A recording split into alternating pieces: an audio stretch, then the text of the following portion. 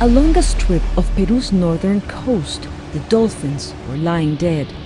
More than 200 carcasses washed up on the shore. They were to be added to a toll which now counts 400 dolphins found dead since the beginning of the year. No one knows why. Today, Syria's Assad dictatorship badly missed the deadline for handing over 90% of its chemical weapons for destruction. That was the agreement that it made last summer to avoid a U.S. military strike. But so far, Syria has only removed 4% of its most deadly chemicals. Margaret Brennan is our State Department correspondent. Margaret, why have they not complied? Well, Scott, the U.S. believes that Assad is delaying the removal of his chemical weapons in a bid to hold on to power.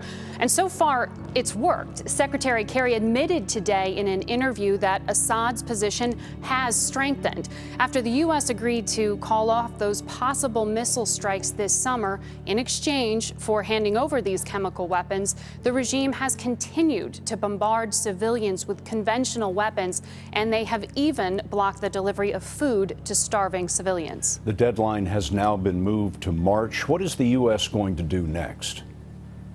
Well, the Russians, Syria's ally, have pressured and say they'll continue to pressure Syria to hand over those weapons by March. But since Syria has already missed 2 deadlines, officials here are very skeptical, and there is little political will at the White House to take unilateral action.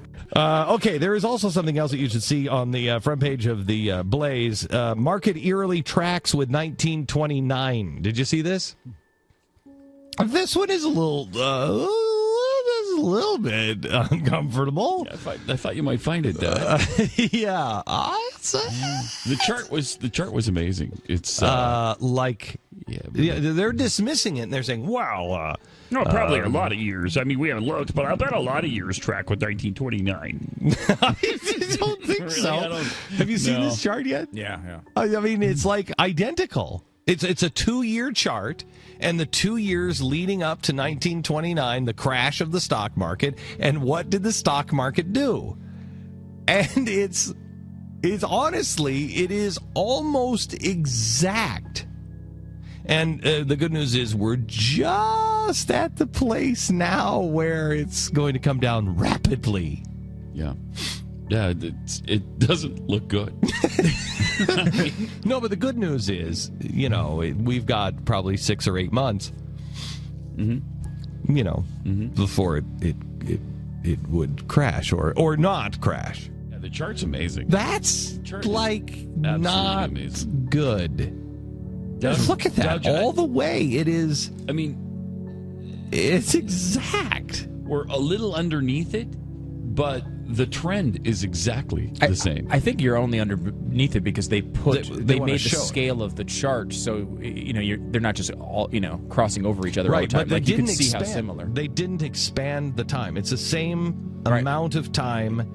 The numbers are different. The Dow Jones was much lower and everything else. So some of the numbers, but the time period is exactly the same time period. That is incredible, really. When you look at it, it's chilling. It really is, because we joke about it, we're but it's just about to go up. As they did. And then it went straight down. So April 2nd, 14 is really the bottom of the crash. And if this chart were to hold up, it would drop from over 16,000 where it is now down to somewhere in the 12s, it looks like. That would be significant.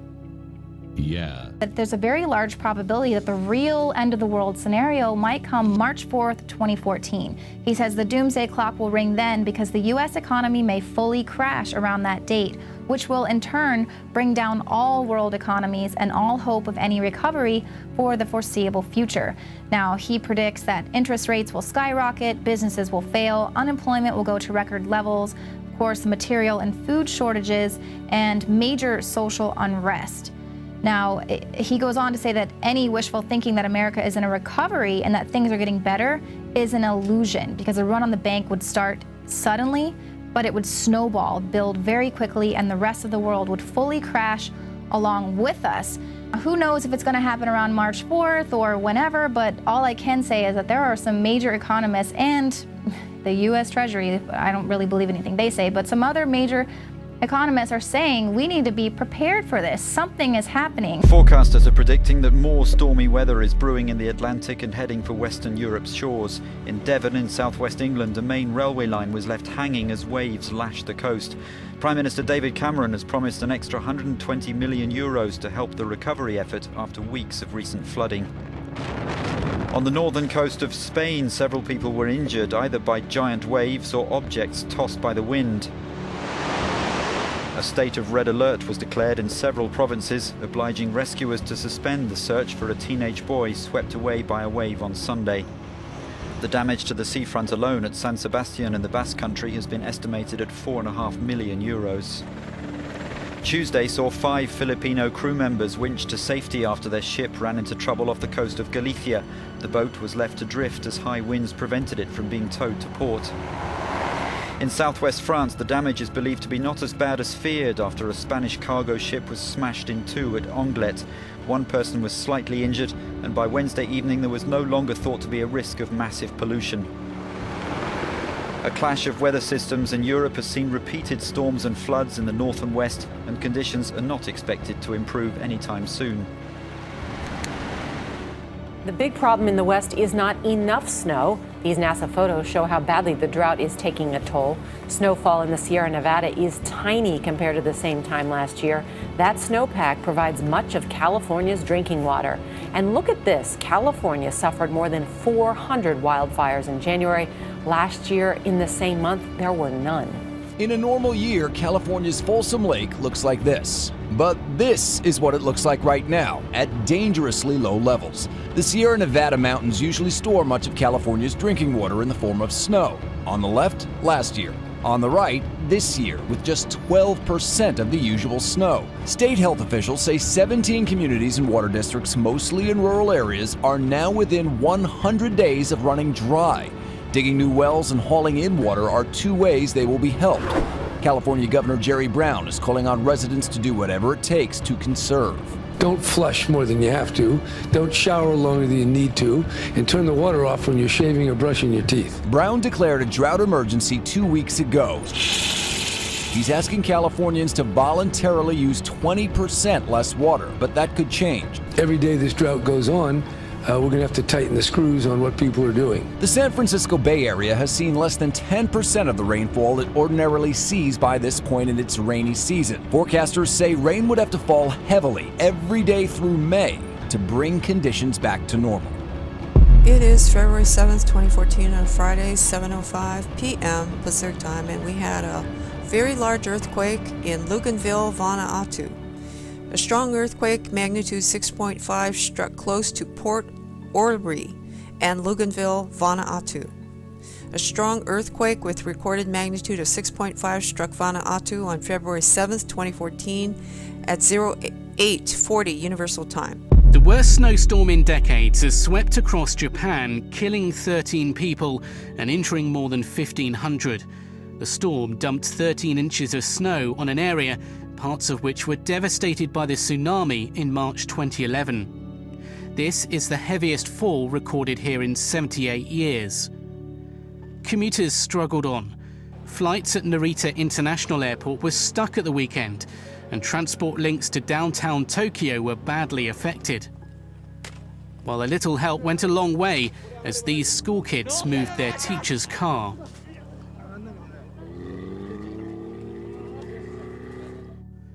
More than 20,000 homes were left without electricity after strong winds took down power lines.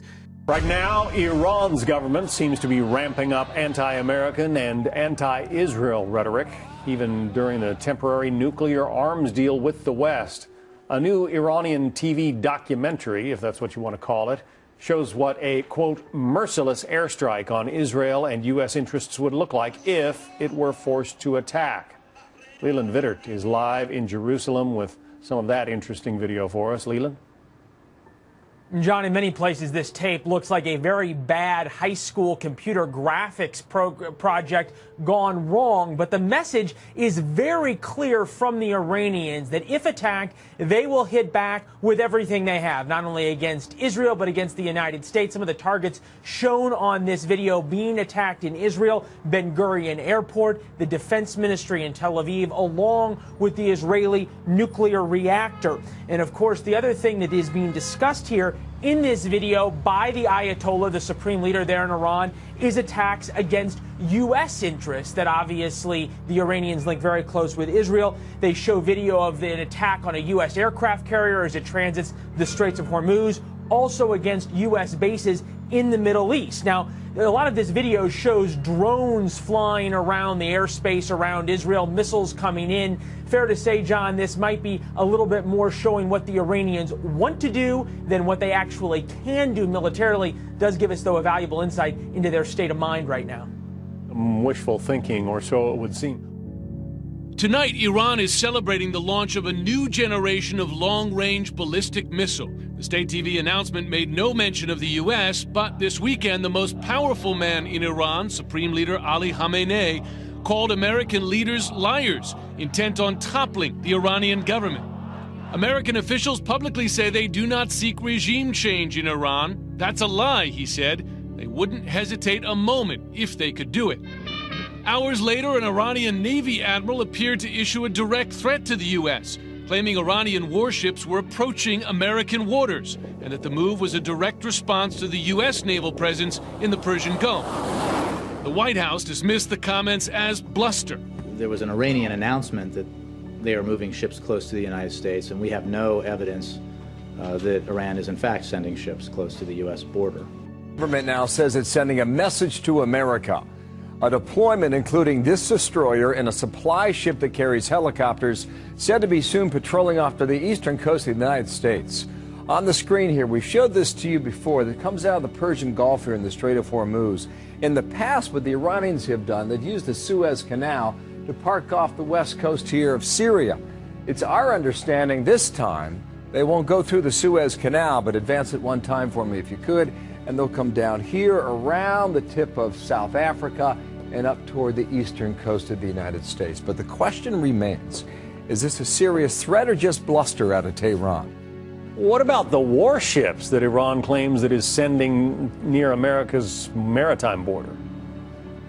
Well, again, you have to figure out how close these warships are actually going to get. It's a long way from Iran all the way down around the southern tip of Africa, then back up into the North Atlantic. No one really is thinking here that this poses a clear and present danger to the United States or any type of shipping lanes. But clearly the Iranians right now are trying to project force. They are trying to flex their muscles as these negotiations go on about their nuclear program. The military option is always on the table, both from the Israelis, also from the United States. This is a way of poking the bear a little bit against the United States, as President Obama here has said that he believes there is a diplomatic solution to be found for the Iranian nuclear program. This is another example of Iran trying to show that it has global ambitions and it is a big power. You've raised a lot of great points here. Just one more point. You say it's usually not the threats you see that matter. Yeah. It's the threats you don't see. What do you mean by that? Where the real action is with Iran right now is the nuclear negotiations.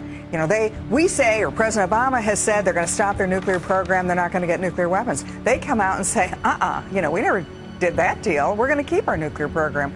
Iran in the past, especially with their nuclear programs, it's not the nuclear enrichment facilities that you see. It's the ones that they've kept hidden. It's the stuff that they haven't revealed. It's the stuff that they've made you think that there really wasn't anything there. That's what you worry about with Iran. Not what you see up front, but what's behind the curtain.